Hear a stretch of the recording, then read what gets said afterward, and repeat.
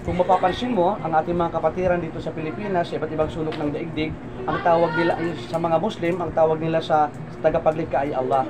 Ang Allah, siya ang nagbigay buhay sa atin, siya ang babawin ng buhay sa atin. Siya ang taging hukom at hari sa araw ng paghuhukom. Kung mapapansin mo, bakit ang mga tao ay mga kapatiran Muslim ay palagi silang nananalangin ng 5 beses sa isang araw? Sapagkat sinabi ng Allah subhanahu wa ta'ala, inna salata tanha anil fahsya'i wal munkar wala dikrullahi akbar wallahu ya'lamu matas naon. Indeed, the prayer prevents immorality and wrongdoers. Ano po? At saka ang pag-aalala sa tagapaglikha, ito ay the greatest, pinakamainam ang pag-aalala sa ating tagapaglikha, sapagkat ang Allah ang nakakaalam sa ating mga puso't isipan. Ito ay ginagawa ko sa iyo para ibahagi ko sa iyo ang kagandahan ng reliyong Islam.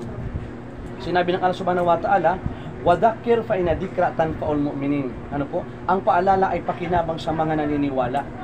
Ano nga bang dahilan bakit tayo nabubuhay sa mga araw na ito? At ang mga tao, bakit sila nabubuhay? Iisa lamang ang dahilan. Wa ma khalaqtul jinna wal insa illa liya'budun.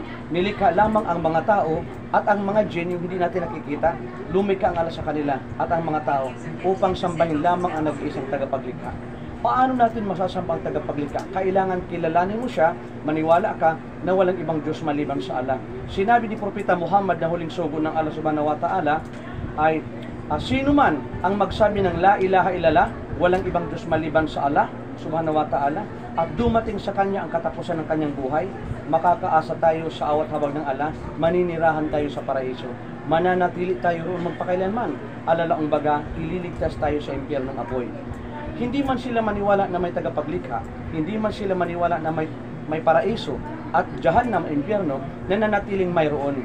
Sapagkat ang totoo dyan, walang sino mang nabubuhay sa mundo kundi pinahintulot, tinakda ng Allah subhanahu wa ta'ala. Ano po? Ang kagandahan, paano nga ba tayo magkakaroon ng assurance of salvation? Kasiguraduhan ng kaligtasan ng ating mga kaluluwa. Simple lamang, kung gagayahin natin o sasabihin natin mula sa kaibuturan ng ating puso ang salitang Allah, ashhadu an la ilaha illallah wa ashhadu anna Muhammadan abduhu wa rasuluh. Kung gagayahin natin ang sinabi ng mga propeta na sila'y sumaksi, naniwala na walang ibang Diyos maliban sa Allah, sa awat habag ng Allah, patatawarin tayo ng ating mga kasalanan. Kung mapapansin mo si Birhen Maria, ang kanyang kasuotan ay tago ang buhok at pagkatapos mahaba ang kanyang mga kasuotan. Ibig sabihin, kung mayroon formal na pananamit, mayroong malaswang pananamit. So natutuwa ako sa ating mga kababayan na mga Kristiyano na mahal nila si Birhen Maria. Ang hindi lang mabuti ay humihingi sila ng tulong kay Birhen Maria. Ang dapat hingian natin ng tulong, yung lumikha kay Birhen Maria, ang tagapaglikha. At ang nakakalungkot dito ay si Jesus na anak ni Birhen Maria ay sinasamba ng ating mga kababayan. Pero sinabi ni Jesus na ako ay nagmula sa Diyos, sa Ama, at ako ay kanyang sinugo. Ibig sabihin, iisa lamang ang tagapaglikha. At ang mga mensahero, ang mga propeta, sila ang mga sinugo. At alam mo ba, lahat ng mga sinugo, silang lahat ay sumaksi. Naniwala na walang ibang Diyos maliban sa Allah. Sila'y nagsasabi na la ilaha illallah, walang ibang Diyos maliban sa Allah.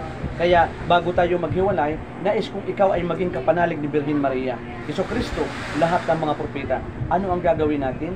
Ay sabihin natin mula sa kaibuturan ng ating puso, ang ashhadu an la ilaha illallah wa ashhadu anna Muhammadan abduhu wa rasuluh.